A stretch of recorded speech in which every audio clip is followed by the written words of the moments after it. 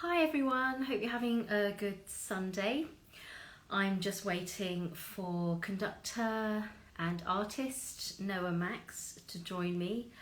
I think he should be here any moment, but hope everyone's having a good time. Hope you've enjoyed watching some of the LSO content that we've put out. Obviously there was the orchestra playing in St. Luke's for Aix-en-Provence, and I did a little duo concert at LSO St. Luke's on Friday, which you can see on YouTube, and that was the first concert the orchestra had put out with an audience, albeit a very small one, but still something. So I think Noah is about to join us now, so let's hope this all works okay. Yeah, great. Hello. Hi Maxine, how are you?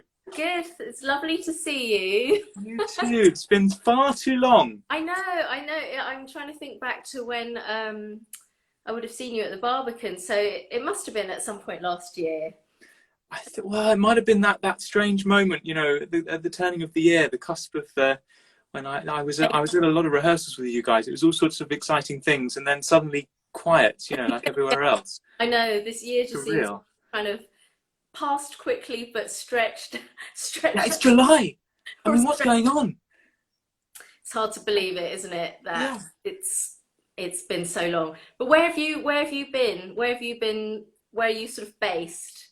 So I'm now back in London, but I kind of made a decision quite early on when it looked like I had to cancel a load of concerts. It was a horrifically painful experience, as everyone watching this will be aware, having to either be the person to be told, well, my work's been cancelled, it's all gone down the toilet. It's like, it's like pulling the plug out the bath and all the Yeah. water goes, or indeed to be the person sending out those messages is really, to have to press send to your colleagues and friends and say, I'm really sorry, but this has fallen through because of public health. Is obviously it was for the best, but it was tragic. But when we could see sort of the way it was going, I made a decision quite quickly to actually head out to the seaside to live with my grandparents and to help them because they're vulnerable, and they are still out there. But I decided after 14 and a half weeks that I really actually missed my family a great deal. And although it was a wonderful time, I was lucky to have space to be productive and to take care of them. Actually, it was time to come back to the centre, and things seem to be okay now. People seem to be respecting each other, respecting each other's space. You guys are doing great work outdoors. That's fantastic. Oh, well, I don't know, about that, but it's been good that the weather was good for when, say, the LSO tried a few things and we were able to use outdoor space and things. So it's slowly but surely, trying new things, and Right. I guess you would feel the same. Any little window of light right now is a bonus Yeah. because it's all just been a complete wipeout, and just been so tough on so many people. So it's been pretty sad. But at least, yeah, you were with what you say your grandparents by the sea. Yeah. Lovely. It is nice. So they're special people, and it was, I actually realised sort of halfway through, it's like, my God, I've never spent such a long uninterrupted period of time with these Mhm. people, and you get to know them as people, and you learn family secrets that have never come out before. But Okay. I think it's interesting because I was sort of watching London from a distance and Hmm. watching as sort of the cautious optimism would come out and then it would be squashed again and people were being relentlessly positive. I've always held the line that kind of positivity is sort of sticking our heads in the sand and saying everything's okay. And what we need now is optimism, is that we are in a tunnel, but we can see the light and we're heading in that direction. And whatever day it is, we are going to make it out the other end. But no, it seems like what you guys have been doing is fab. I hope so, yeah, because it's just so important that these, things can just get back to some kind of normality. And as I'm sure you're aware, even in lockdown, I was like watching, concerts, listening to music, watching theatre and stuff, and you realise how important these things are to people. Yeah. It's just, lifeblood. So I think, if we can, we had our first audience in on Friday. Obviously, Right. it was only myself and my colleague Julian playing violin duo. So it's it's not the full LSO by any means, but to be able to bring in an audience was something that it was it felt quite a bit unusual, funnily enough. You forget um, that charged atmosphere that comes with playing in front of people. It's funny how you have what it's like. You just have concerts all the time. Just like, I suppose it's like an athlete who's doing things day in day out, and it's just normal. You're sort of in the zone. You're at your peak. You're match fit, and you take that away for 4 months. And you quite quickly forget suddenly how it feels like. Oh gosh, it's whether we live, I guess, under a huge amount of pressure all the time to create the best things and to perform at our very best. So it was quite a challenge, but obviously a great thing for us to have been able to just have a go at. Sure. For sure. Did you enjoy it in the end? I mean, Yes, it's pressure actually. very, very much so. Of course, Good. yes, there wasn't an element of pressure. I was also presenting the concert, which of course, Oh my God. there's nothing quite worse than sort of having to public speak. And everyone always says, very kindly, oh, you're really good at it and stuff. And I don't mind doing it, but there is something worse about speaking than actually playing your own instrument. Yeah. But yeah, I really enjoyed it. And Good. so, Julian, it just felt great to play. And knowing, there were some people I knew, and you knew every single person there really, really wanted to be there. They had missed live music so much. So you just knew that they were just willing everything to just be wonderful To and work. hope. Yeah. And, and obviously we had to see how, you manage with people coming in or going to the toilet and things like that. So many other things surrounding it. I'm really in awe of the team that put everything together in the last week for the orchestra and for these chamber music series that is going ahead now. Great.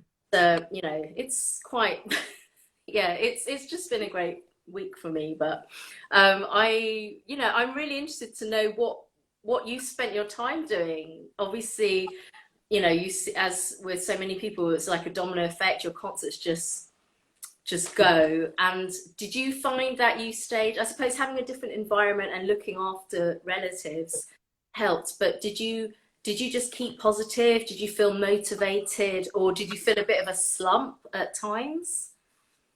Hmm. It's sort of a mixture of all those things in a way, Maxine. I mean, where to start? It feels like it's been a whole, and then coming back from the seaside to London felt like coming out of Narnia. And everything is almost like frozen in time, and everyone's empty and everyone's wearing these often very beautiful masks.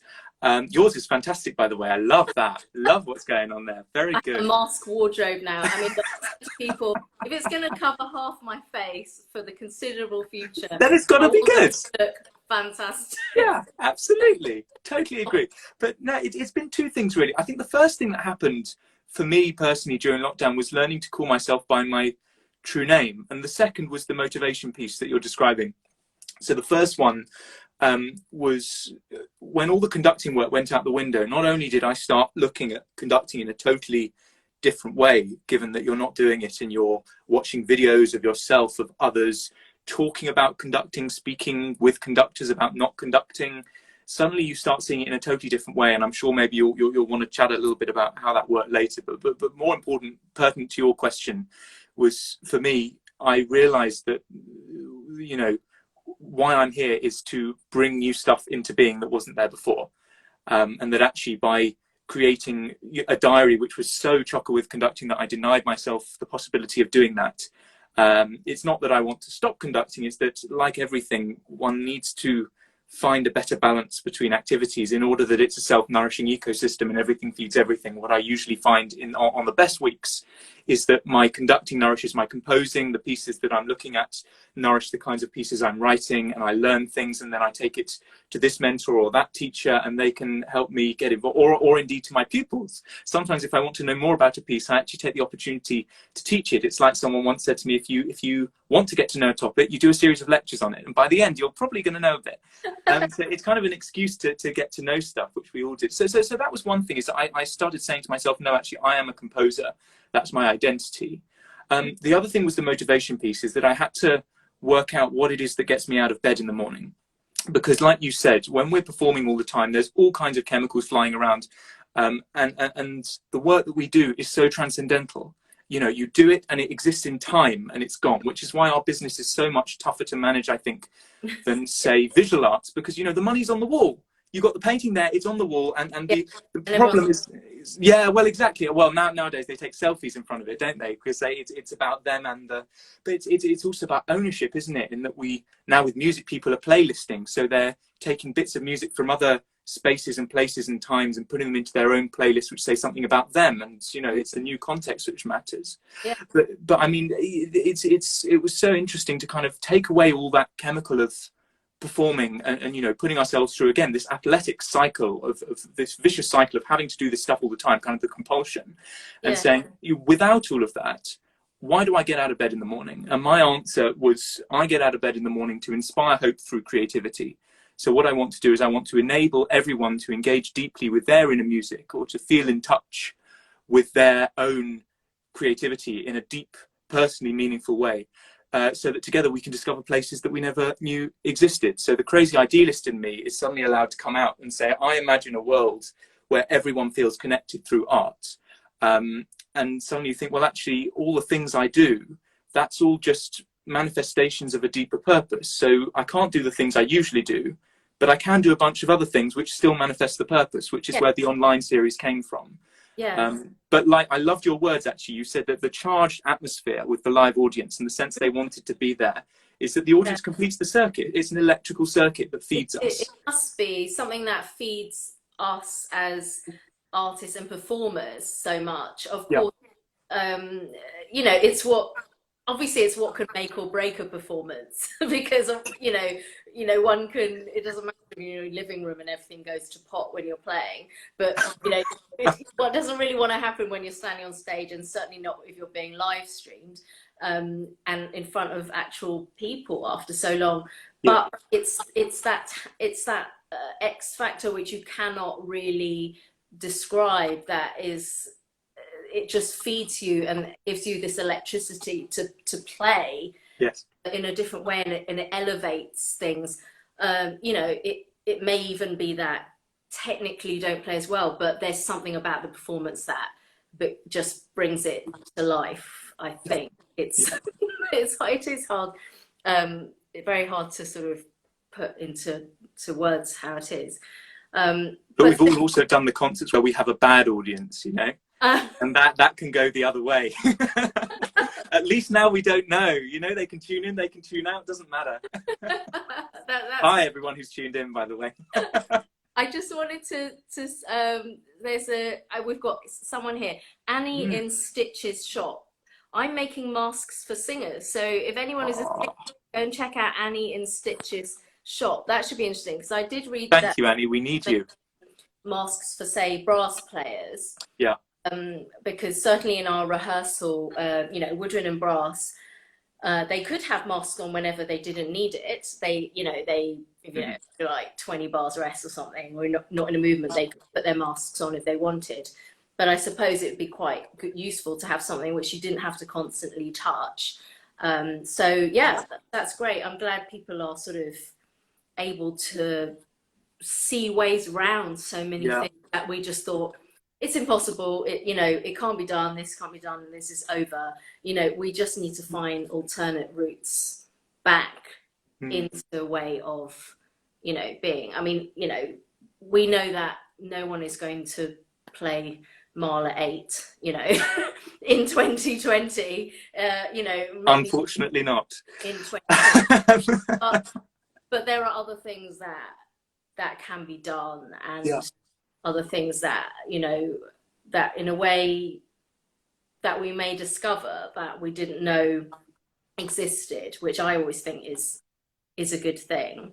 Absolutely.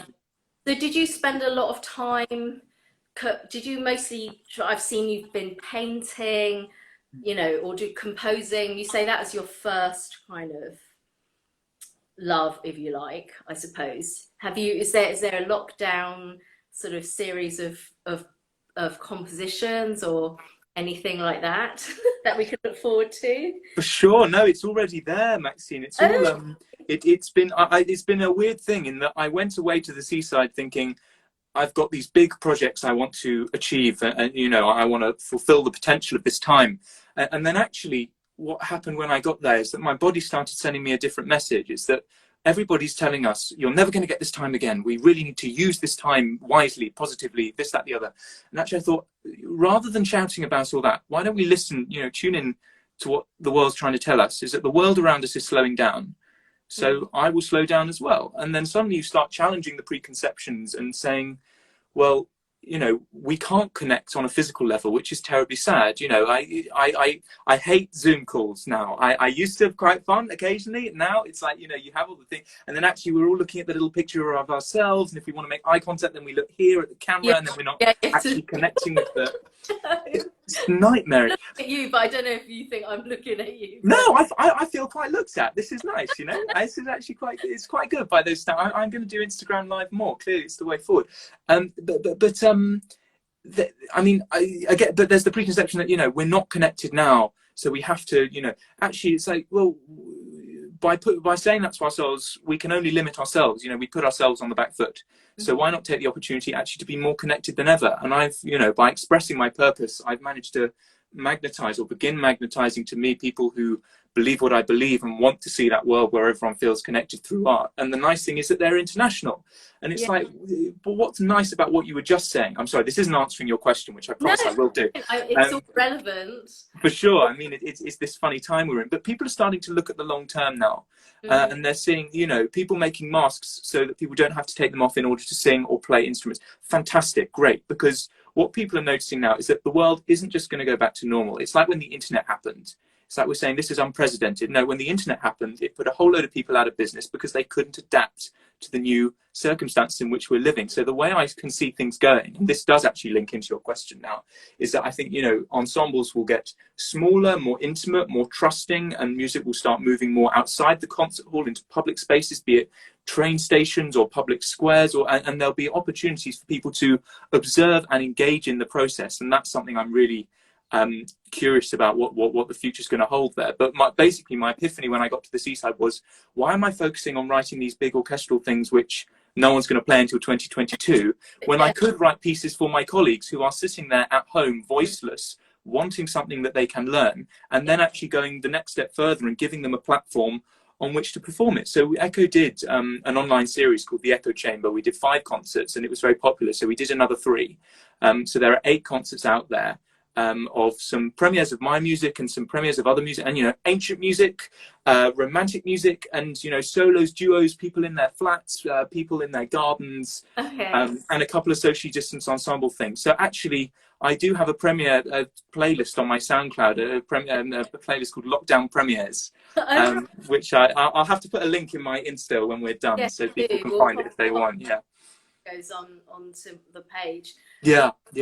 Fantastic, because I think it's really important to I was always very much like, I have, the reason I started doing these series of talks is because I was looking around and seeing what people were doing, and some people had completely deflated, had felt completely unmotivated, and what's the point?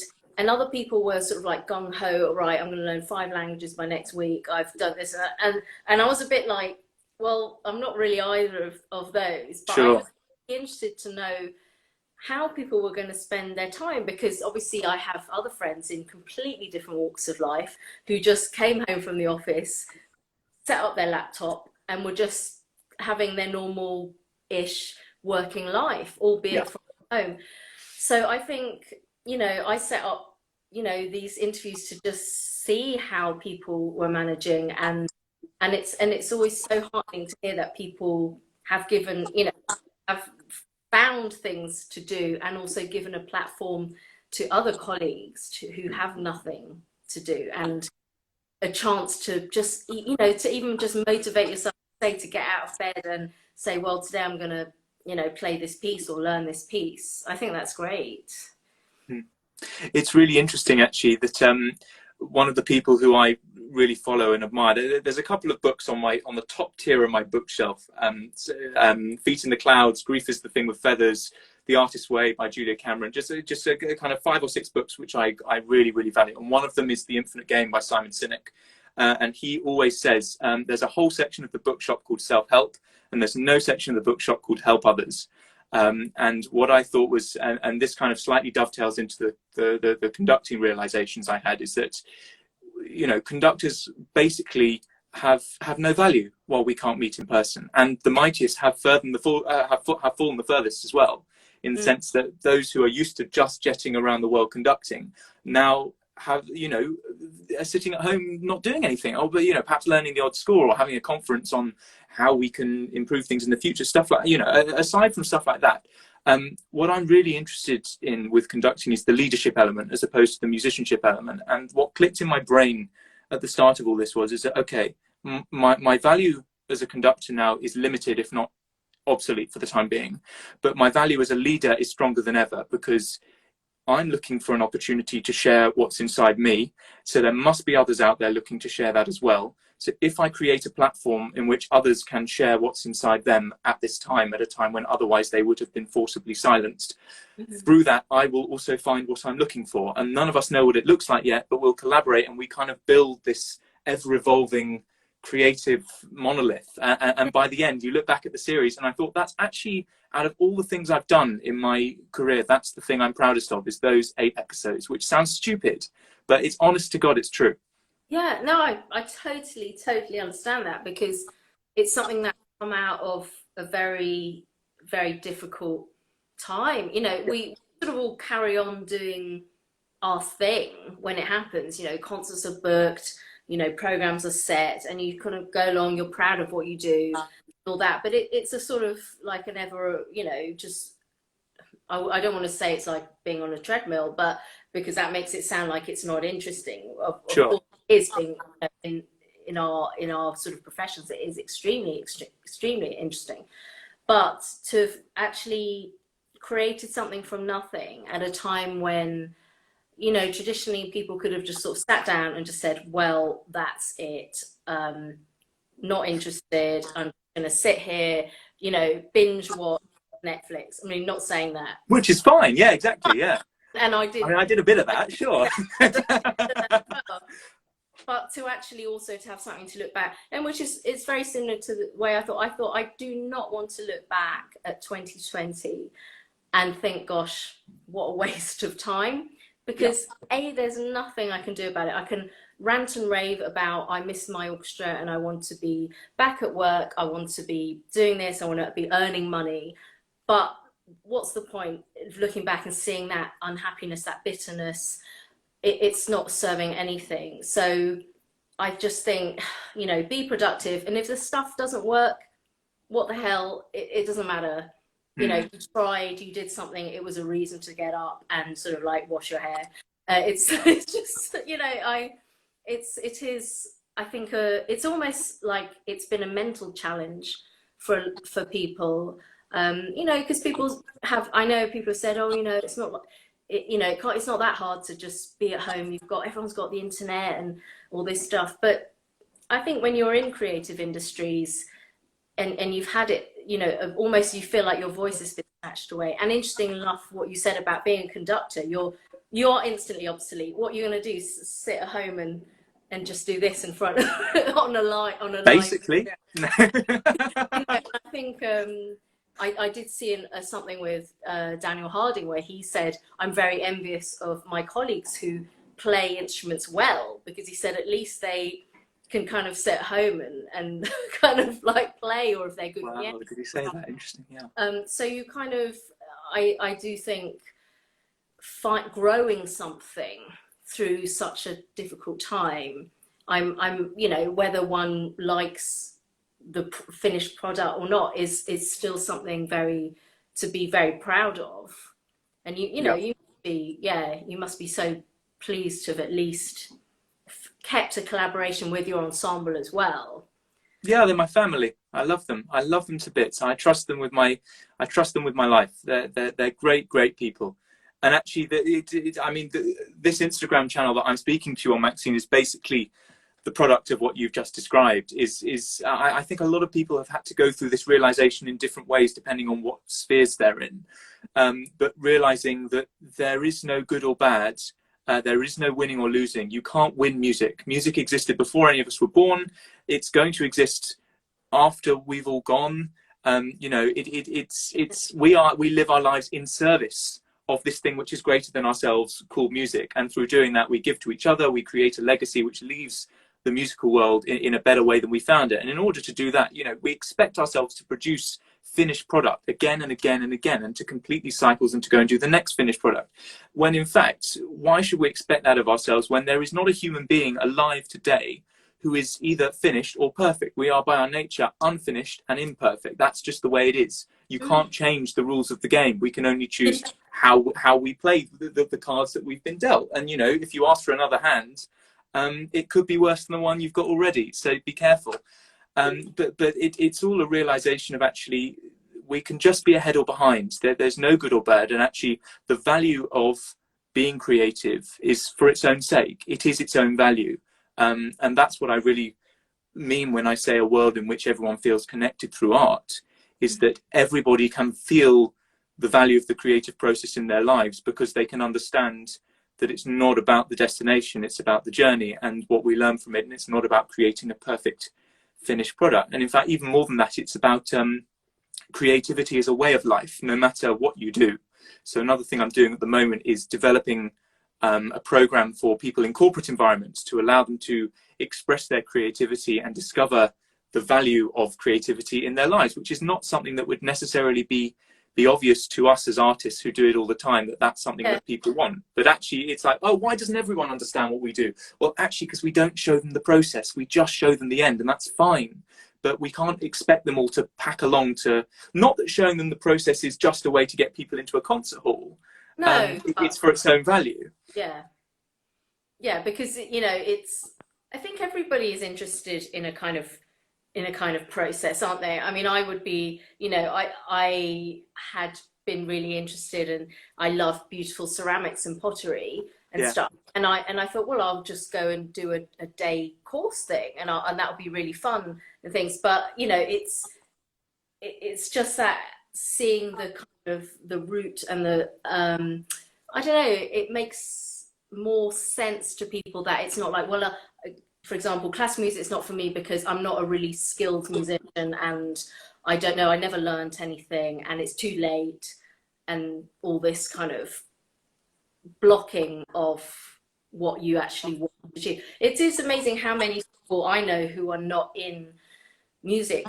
So, you know, you sort of tell them a bit about what you do, and actually they are interested, and always say like, oh, I wish I could do something more creative. People like that are really shouting out for it because they're sort of in, you know, maybe sitting in an office all day long and just staring at their computer. And, you know, and actually, I think, wasn't it that, you know, when lockdown started, it was like all these websites like ran out of crafting kits and all sorts of, you know, all these things. Because like, oh, I want to do stuff and make things and make It's a creative exodus. People want it, and we're never going to close that Pandora's box. But it's so interesting what you just said about concerts, because compare it to the art gallery scenario, right? When you go to an art gallery with a friend, and you know, as a musician, perhaps as somebody who's never painted, you or your friend or both don't really know much about what's gone into the creation of the paintings, and yet you feel perfectly comfortable sharing with each other, oh, is this about this? Could this have a story? What's the idea behind this? Oh, well, I think it's this because it makes me feel this way. And you accept the validity of each other's opinions. When I bring a non-musical friend along to a concert and we sit in the dark together in our smart clothes with, you know, perhaps with a drink or whatever, and I'm like, yes, we're going to allow this great symphony to wash over us. And I ask them at half time, so how's this feeling for you? You know, what are your, and you can tell they want to say something, but they're like, oh, no, I couldn't possibly, because I don't understand music enough, you know. And it's like, whatever emotional response you have, you know, whatever emotional, authentic response you have can't be wrong. It is by its nature right, because that's part of the value of art, is to elicit emotional response, to teach us something, to communicate something to us. So actually those limiting beliefs prevent people from feeling that what they have to communicate may have worth if they were to do it. And that's where I think people could kind of find this sort of thing interesting. Yeah, there's no right or wrong answer. And you're so right. You could, you know, if I go into a gallery and I can easily go like, well, I really don't like that, or this makes me feel, you know, this. But yeah, you could, you know, I've even, you know, been to sort of the opera or something, and I haven't really wanted to give my opinion because I think I'm not actually sure, because, you know, I don't feel I know enough about this, you know, to sort of comment. But yet it should be a case of, you know, and I had very differing, you know, we premiered a piece by Danny Cadane. I don't know if you know Danny. Yeah, great. Yeah. On Friday, and I can't wait to hear it. Actually, I'm such a shame I missed it. Oh, I loved it because I really enjoyed that sound world, and it just felt perfect, because the way he described it was, you know, it was called dappled light, and the idea of light coming through and hitting places, and it just felt so appropriate after lockdown, being in a dark, and suddenly all these little pieces of light were shining through. So I thought, oh, this is perfect. And in St. Luke's, you know, the sun's coming in. But I you know, and I had obviously a million messages that day, and I had, you know, and they varied from wasn't sure about the first piece, you know, or, you know, I don't know, it wasn't really my cup of tea. The people who absolutely loved it, and who said, and of course, you know, because music does, you know, it's a totally different thing to different people. I mean, I do think it's the sort of piece that probably, you know, a lot of contemporary music needs repeated listening sometimes to just really understand, you know, some of the complexities, and although not listening too hard, because I don't know about some of my fifths. Oh, intonation. But I think, don't be so tough on yourself. It's all a journey. It's a process. No, he did say that it didn't matter if they were not 100% in tune. I thought, I'll take that, thanks. Oh, that's great when a composer says that. That's what you want, isn't it? I love this composer, you know, I'll get you to write something else for me. But I did, it was interesting to see how sometimes a visceral response of like, oh, that was so not my sort of cup of tea, to people saying like, oh my God, I was moved to, you know, tears and things. So I think you're right. People are just less willing to give their opinions as such about music, because they're almost afraid that you need a vast amount of knowledge. You just need the ability to be able to listen and say, you know, it's all about emotion after all. And about listening, like you say, it's this thing of active listening, which is usually when we're having a conversation, what we're doing is waiting for our next opportunity to speak and add to the conversation, as opposed to being present with the person we're with and actually taking in what they're saying and then having an authentic response, which is why I'm enjoying this kind of game of ping pong we're playing now. But as musicians, we're trained to do that, and actually that's something of value that we can offer to everyone, particularly at a time in which there is so much tension, so much division, and people are actually beginning to shut out each other's views and thoughts because they find it unpalatable. Actually, and this is again what I think the responsibility of a composer is. I mean, and a conductor, your first responsibility is to your players. It's why I love what you said about working with Dan Cadane. It's that you go from being a composer to being a mechanic, and having created the world of the piece, now you are in service of the player. And that's a very nerve-wracking transition to make as a composer, because there's all the sorts of insecurity about, is it good? Have I done it right? Once you accept this piece is a stage on a journey, and you have to allow the player to make of it what they will, you realize, actually, my performer is much better at what they do than I am. I could learn from them, and they want it to be just as good as I want it to be. And in that way, suddenly you just stop giving yourself airs so much, which composers are very good at doing, as are conductors, and you start making it a collaboration, because this is the big thing I think about this time, is that when we focus on product purely, by nature, we have to compete with others around us and focus only on ourselves and what we produce. When we focus on process, we are competing only with ourselves, which allows others around us to become collaborators, friends, supporters in time of need, fans, or mentors, mentees. I've learned more than anything. I've learned from my students during this time. They have taught me so many. I mean, I've told them this on a couple of occasions. I've said, I'm looking at this score, and they'll be looking at it for the first time. I've conducted it maybe 3 times, which is why I'm sharing it with them, and they're saying, "Oh, what does this note mean? Or that sounds like this."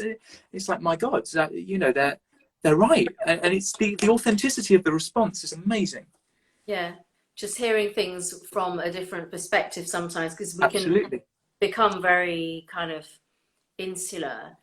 I mean, as you say, with compositions, and I never got I did speak to Danny, but we never got the chance to actually rehearse together in a way. Right.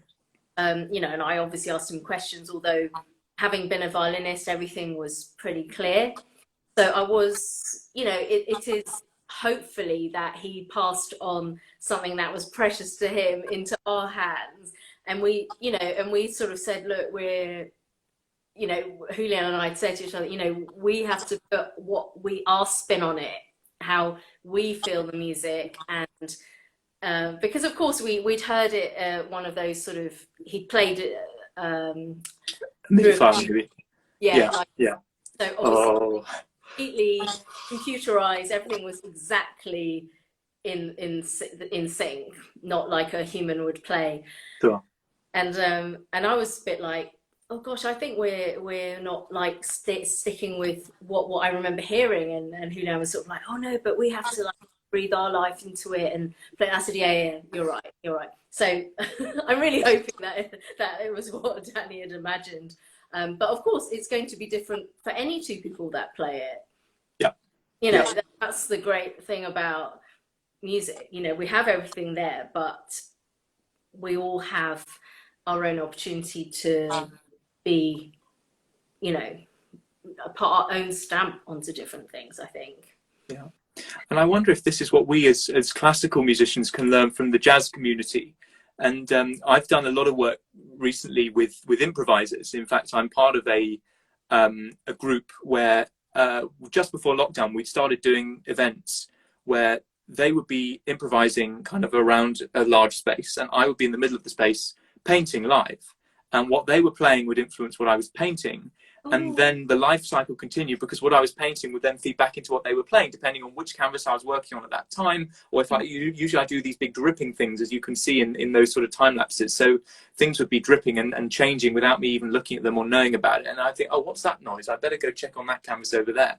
But then that middle pillar of getting people involved in the process is that around the room there were, art materials. So anybody who paid the entry fee can actually come in and make stuff. And then actually during lockdown, we've done some stuff where they can send what they create to us, and then we create new stuff based on that. And we create all these new mini lifestyle. And that's what I mean by an ecosystem, is that it's self-sustaining, and that everybody feels able to put their bit in and recognize it's not be all end all material. It is the creative life cycle of the human race.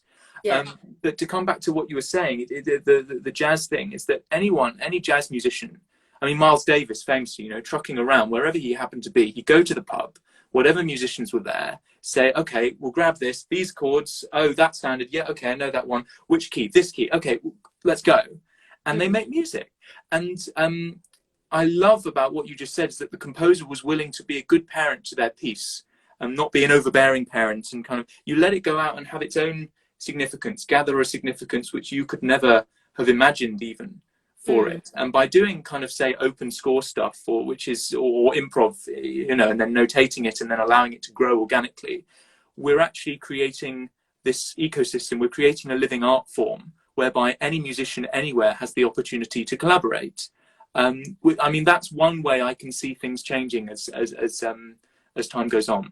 Yeah, that's such an interesting point, because I've always considered myself as totally unable to improvise. I mean, this is maybe something that I just me too, by the way. Don't tell anyone. No, I don't care. I'm happy to. Ever since we did some kind of improvisational workshop in National Youth Orchestra years ago, Right. and I remember thinking, oh, I don't think I'm very good at this, and then it's always been in my head ever since. And at our duo concert on Friday, we basically Julian, we were playing a version of Libertango, was just improvising the whole time, and he sort of pretty much did a big improvisational cadenza into it. And I was always too too afraid to sort of to veer really any away from my part at all. And but as you're, you know, as you've been speaking in the last few minutes, I do think to myself, you know, there's nothing that would have been wrong about it. I mean, everyone has to sort of just try things, and there is no right and no wrong. Yeah. And I suppose the more you sort of do things, the more you just become comfortable with it. But I had this block. I sort of said to myself, well, no, I'm just going to hit wrong notes, and it's not going to be right. But who says that it wouldn't have been right? 100%. Who made the rules? Chord with an extra, you know, this. Yeah. But that sounds amazing. This whole painting and being inspired by music, and then vice versa, and people being able to actually take part in it as well. Yeah.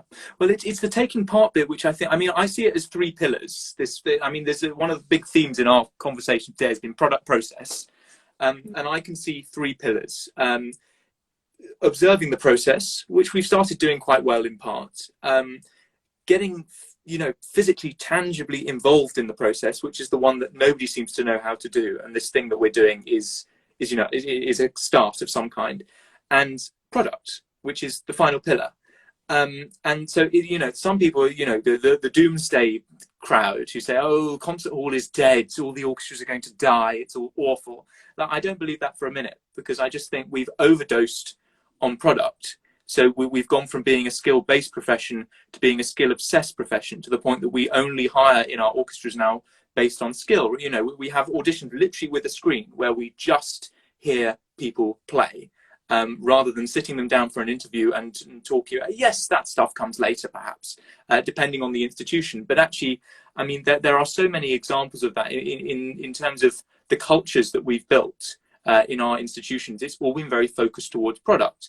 Actually, product will thrive if it is in a self-sustaining ecosystem, which also includes process. And notice with my three pillars analogy, the ratio of process to product is actually 2 to 1. So it's, I mean, this leftmost one is actually, we're beginning to do quite well. You know, taking people inside the music and allowing them to explore with their ears what's going on, and training their ears. Oh, did you hear that? You know, this is connected to that. But the middle pillar is so hard for us as musicians, because it's, I mean, I've heard of people doing it, but I mean, here's an example. Actually, I'm preparing a Burt Whistle score at the moment for the London Sinfonietta in September. And I'm looking at it, and the first time you look at a score of this complexity, it looks like gobbledygook.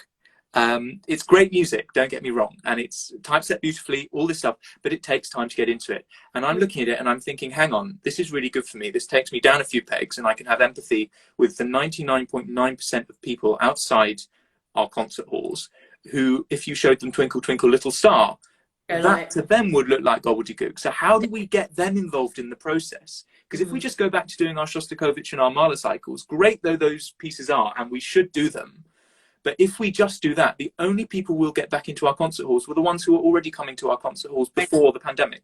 Yeah. It's, yeah, that's interesting, isn't it? Because we, you know, it's a very, very different thing to the moment you get, you know, any professional musician gets a piece of music they don't know, to what you see on stage and people go, oh, marvelous, so talented. Yeah. Like you did it the first time I played that through. You know, it's, I suppose that process is something that people don't really see. Yeah.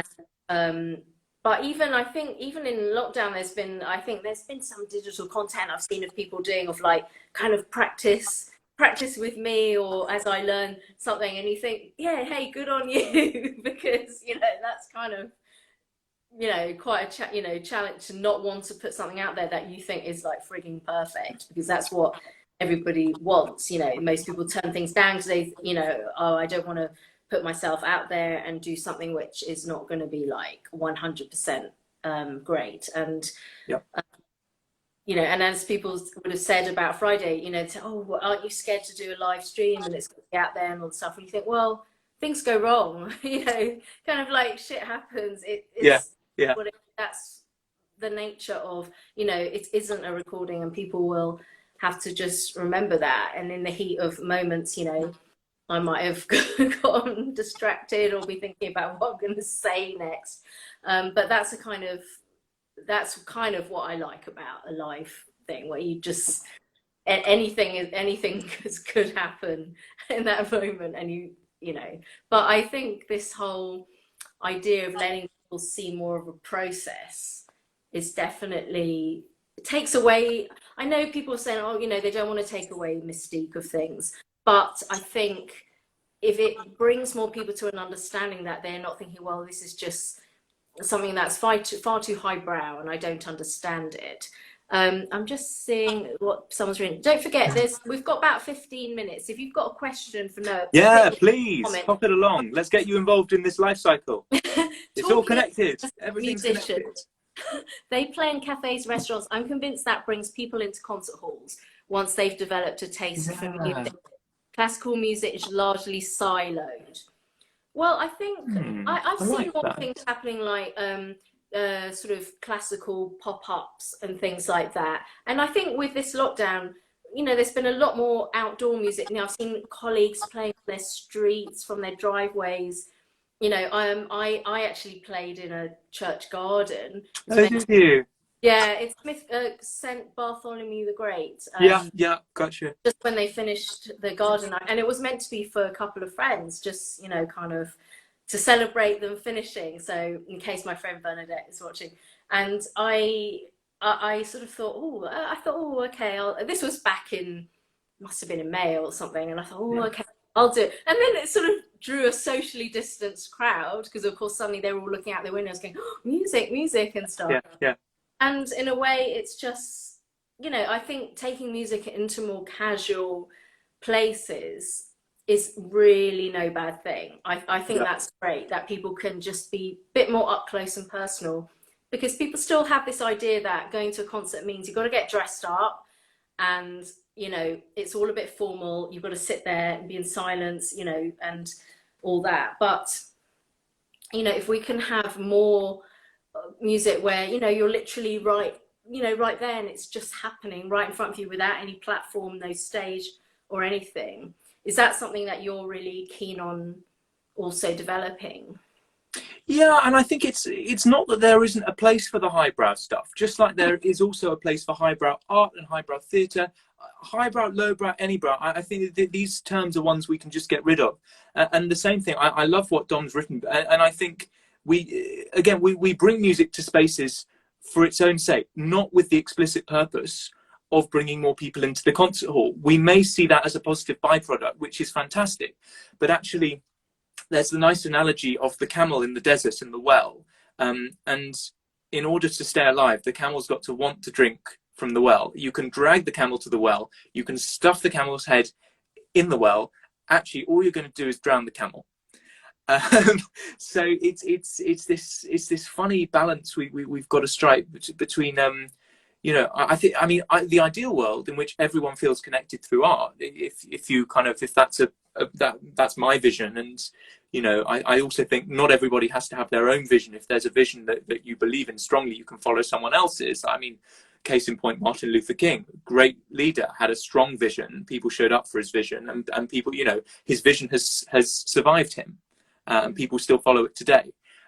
So, you know, that's my vision of a world where everyone feels connected through art. And anybody watching this at any point in time, if I'm still here, or if I'm 80, or if I'm gone, or whatever, if that's something that you still want to see happen, then there's always things we can do. But the important thing, I think, is to do them for their own sake, whether we're in a cafe or in Carnegie Hall. The principle is the same, that we're here to make music, to collaborate, and to communicate something of value to an audience, so that they can feel a sense of fulfillment in their lives, and so that they can go out and feel able to exercise their own creativity. And then we get this positive life cycle happening again. That's really true. And what do you think is for you the next step? Obviously, you've composed during lockdown. You've put out wonderful performances. We've seen your amazing artwork, and have you got steps into a sort of venue again or outdoor performances? We're doing it actually, what day is it? It's Sunday, a week today. Echo Ensemble are back, and we're doing a live performance in Central Square in Hampstead Garden. Oh, we lost that. It's My internet cut out yeah. there for a moment. I'm Hampstead. back. It was It, something. yeah, so so maybe you've recorded at St Jude's Church, on the square in near Golders Green, I know with the big spire. So it's right outside there, and it's something for the community. We're also hoping to live stream it, and it's all a very kind of quick on the fly thing. So tickets aren't available yet or anything. We're just sorting that out now, so that it's all ready for. Sorry. So we watch this space for that. Absolutely, and I'll put more about that out. But the hope is that we can do a bigger event which goes beyond the community, providing all goes well with this. But I mean, that's one thing, and bringing music back in that way is, I mean, it's not so much about the concert, but about what the concert symbolises, which is hope. And again, the inspiring hope through creativity piece that runs. It's a thread that runs through everything I do, and that makes me wonder what I can do with Echo Ensemble once we're back to interacting normally again, and how much more possibility there is actually for, uniting different art forms, and for, actually uniting those three pillars, creating an environment in which they can thrive together. So, I mean, another thing about lockdown has been that I've tried not to make any assumptions, or to, if anybody says we know what's going to happen next, it's going to be this, this, and this, I tend not to believe them, because all those people have been compounded again and again and again. So I'm not going to rush back to going to indoor concerts or whatever. My feeling is that we should take things as they are, not as we'd like them to be, and that there is actually more that we can explore. I mean, the nice thing about the Echo Chamber doing it was that we didn't try and do an orchestral concert, or even just a normal live concert. We were like, okay, so we'll start with this medium for the moment. How can we exploit what's great about this medium rather than trying to recreate what's great about another one? It's why I'm always worried about turning books into films, because it's like, how can we take what's great about film and use it to tell the story of the book? And that's a slightly different question to just lifting. And then you'll always get the purists who say, oh, it's not as good. And well, actually, it's just a different thing. Yeah. So it's a really tough question. The answer is I don't know, but the outdoor concert is to give hope, and my hope is that more will develop from that.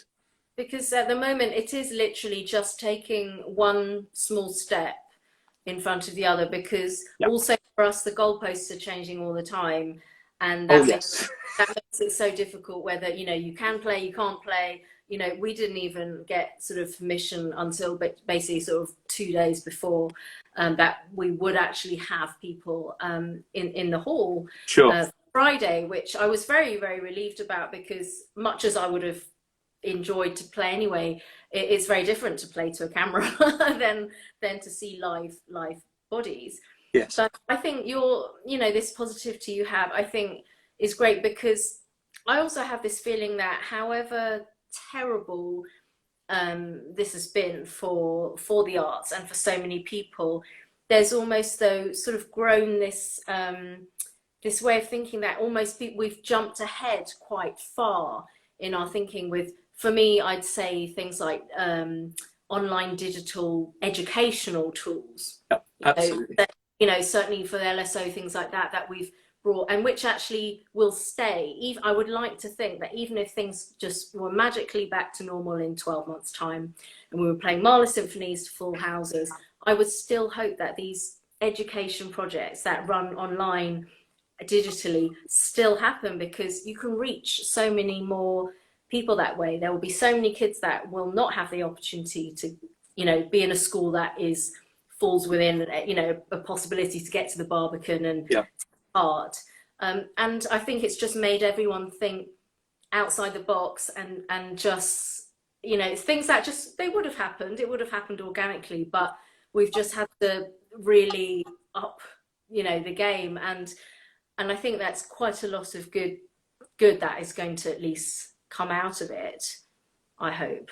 We've got 5 minutes left. 5 minutes, fantastic. Everyone's too nervous about putting a question. Go on, ask us, ask us.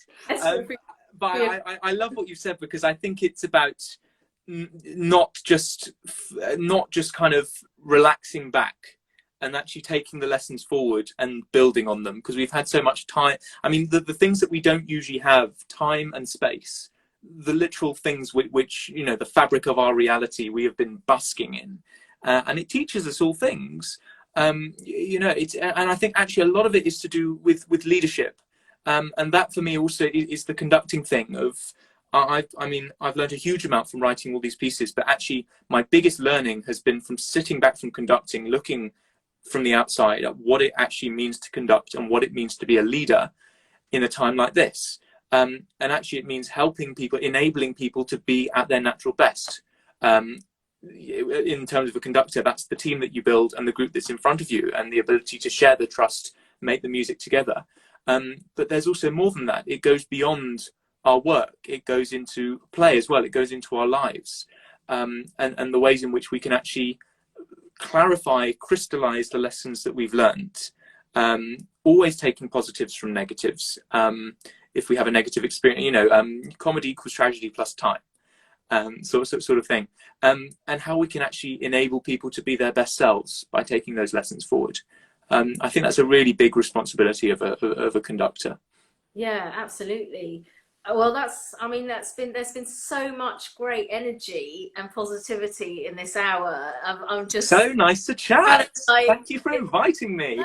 I'm really pleased that we could actually, you know, have this chat, because, you know, obviously last time I saw you, we were in the Barbican, yeah, and things, and I have to say that in a way, you know, the last few months has enabled me to just talk to more people than I would have done really normally, because I would have just been at work and then come home and you're kind of like tired and stuff. Jill says to Noah, I just discovered you thanks to Maxine. Oh. Your art is very expressive and energetic. Jill, bless you, Jill. Thank you. So share it on. If it inspires you, send it to someone you want to inspire. That's the rule. That's the life cycle. And remind us what's happening on Sunday. Echo Ensemble. Echo Ensemble outdoors, and it'll be an hour of live music. It's just 10 of us, plus me is 11, but we're a very tight-knit team. We all love each other. We've got some music we're very excited to present to the community, and it will be a live concert with a live audience in London. Tickets aren't available yet, but they will be soon. It will all be COVID aware and social distanced, and is there anything else I need to say about that? Not really. Yeah, it'll be online as well, so you can enjoy yourselves. Yeah, that would be great. You know, good luck with all that. Thank you. And you, with all this outdoor stuff with LSO, I hope it keeps going strong, because we need it. We really do. Well, we're, you know, going to try our best. There'll be, you know, there's going to be more to come.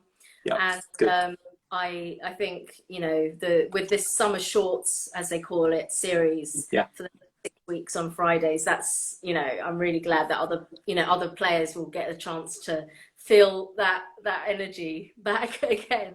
But thanks so much, Noah. My pleasure. Inspiration today, and you know, just stay safe. Will do. You too, Maxine. See you soon. I hope so. Take care of yourself. Thanks for inviting me. Bye, everyone. Bye, Maxine. Bye-bye. Take care. Bye.